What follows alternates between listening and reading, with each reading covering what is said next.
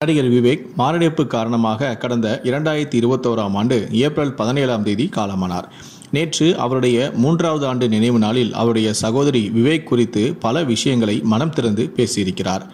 பேட்டி ஒன்றில் பேசிய விவேக்கின் சகோதரி, விவேக் மறைவதற்கு முந்தைய நாள் இரவு என்ன நடந்தது என்பதை பற்றியும், அதோடு அதில் விவேக் ஆசைப்பட்ட 2 விஷயங்கள் நடக்காமலே போய்விட்டது என்பதை பற்றியும் கண்ணீரோடு பகிர்ந்திருக்கிறார். இதை பற்றி இப்போது விரிவாக பார்க்கலாம். சின்ன கலைவாணர் என்று எல்லோராலும் பாராட்டப்பட்ட விவேக் தன்னுடைய திரைப்படங்களில் காமெடி காட்சிகளில் மூடநம்பிக்கை, லஞ்சம், மக்கள் தொகை பெருக்கம், வேலைவாய்ப்பின்மை என்று பல விஷயங்களை எடுத்து கூறி பலருடைய நன்மதிப்பையும் பெற்றிருந்தார். அதோடு தன்னுடைய வாழ்நாளில் மரக்கன்றுகளை நட்டு வைப்பதை முக்கியமான செயலாகவே செய்து வந்தார். ஆனால் யாரும் எதிர்பார்க்காத வகையில் கடந்த 2021ஆம் ஆண்டு திடீரென உடல்நலக்குறைவு ஏற்பட்டு மருத்துவமனையில் சேர்க்கப்பட்ட நிலையில் அவர் காலமாகிவிட்டார். இந்த நிலையில்தான் அவருடைய சகோதரி சமீபத்தில் பேட்டி ஒன்றில் விவேக் குறித்து பல விஷயங்களை பகிர்ந்திருக்கிறார். விவேக்கின் சகோதரி ஒரு மருத்துவரும் ஆவார். அவர் நேற்று பேட்டியில் பேசுகையில், விவேக் இறப்பதற்கு முந்தைய நாள் எனக்கு ஃபோன் பண்ணியிருந்தார். உடம்பெல்லாம் ரொம்ப அசதியாக இருக்கிறது என்று சொல்லியிருந்தார். நானும் அதற்கு சில மருந்துகளின் பெயரை ரெஃபர் பண்ணினேன். அதற்கு அவர் சரி என்று சொல்லிவிட்டு ஃபோனை வைத்து விட்டார். பிறகு அடுத்த நாள் காலை 10 மணிக்கு எனக்கு ஃபோன் பண்ணினார். அப்போது, நேற்று நீங்கள் சொன்ன மாத்திரை எதுவுமே நான் போடலக்கா, நல்லா படுத்து தூங்கினேன். ரெஸ்ட் எடுத்ததுமே உடம்பு சரியாகிவிட்டது. இப்போது கொஞ்சம் பரவாயில்லை என்று சொன்னார். அதற்கு நான் சரி, இப்போ இன்னும் 2 நாள் ரெஸ்ட் எடு என்று சொன்னேன். அதற்கு இல்லை, எனக்கு முக்கியமான சில வேலைகள் இருக்கிறது, இன்னைக்கு ரெஸ்ட் எடுக்க முடியாது, அதனால் நான் வேலைக்கு போய் தான் ஆக வேண்டும் என்று சொன்னார். நானும் சரி, கவனமாக இருந்துக்கோ என்று சொல்லிவிட்டு வேலைக்கு போய்விட்டேன். அன்னைக்கு ஹாஸ்பிட்டலில் ஒரு முக்கியமான ஆப்ரேஷன் இருந்தது. அதனால் நான் ஃபோனை எப்போதும் வைக்கும் ரூமில் வைத்துவிட்டு ஆப்ரேஷன் தியேட்டருக்கு போய்விட்டேன்.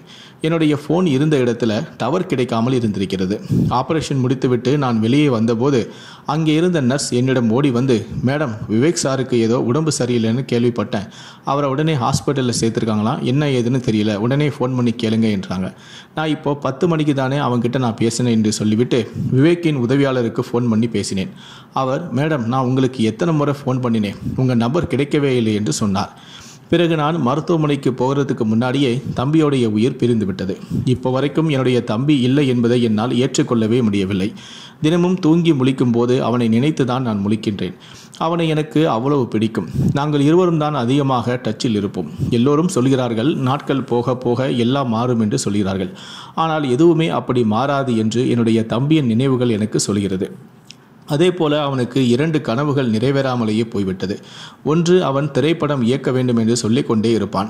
ஒரு கதை வைத்திருக்கிறேன், அந்த படம் மட்டும் வெளியானால் பெற்றோர்கள் தங்களுடைய பிள்ளையை எப்படி வளர்க்க வேண்டும் என்று பலருக்கும் பாடமாக இருக்கும் என்று சொல்லிக்கொண்டே இருப்பான். இன்னொன்று, ஒரு பெரிய ஸ்கூல் கட்ட வேண்டும், அதில் படிக்கும் மாணவர்கள் வெளியே வரும்போது பல திறமைகளை வளர்த்து பிரபலமாக வேண்டும், அவர்களுடைய திறமை பல மடங்கு உயர வேண்டும் என்றெல்லாம் கனவு கண்டு கொண்டு இருந்தான். இந்த 2ம் நிறைவேறாமலே போய்விட்டது என்று அந்த பேட்டியில் கண்ணீரோடு விவேக்கின் சகோதரி பேசியிருக்கிறார். தற்போது அவருடைய வீடியோ தான் சமூக ஊடகங்களில் வைரலாக பகிரப்பட்டு வருகிறது. இந்த வீடியோவை பற்றிய உங்களுடைய கருத்துக்களை கீழே இருக்கக்கூடிய கமெண்ட் செக்ஷனில் மறக்காமல் சொல்லுங்கள். விவேக்குடைய ஆன்மா சாந்தியுடன் அப்படின்னு நினைக்கிறவங்க இந்த வீடியோக்கு ஒரு லைக் கொடுத்துருங்க. நன்றி, வணக்கம்.